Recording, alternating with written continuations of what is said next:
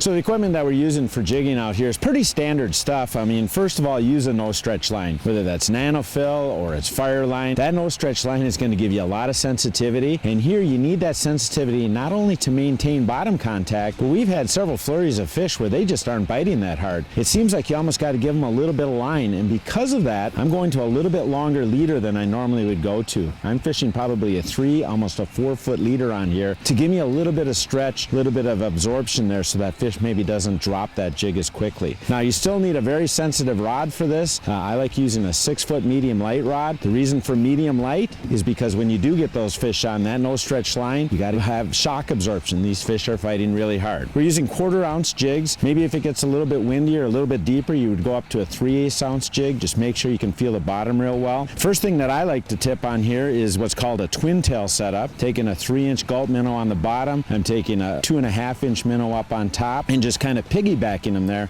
Sometimes the bigger profile is going to get you some bigger fish. One other thing you might want to look at is if you're not real comfortable with fishing artificial tails, take and put an artificial one on the bottom and then a smaller fathead up on top. Again, it gives it that twin tail look. It gives it that little bit bigger profile. The other thing we are though using is just good old school jigging a minnow here. Just a fathead right through the head like that, and again a 1/4 ounce jig. So pretty standard stuff for when you're out here jig fishing. Get that sensitivity though. Gotta feel that bite, gotta feel the bottom. That's what gets the fish in the boat.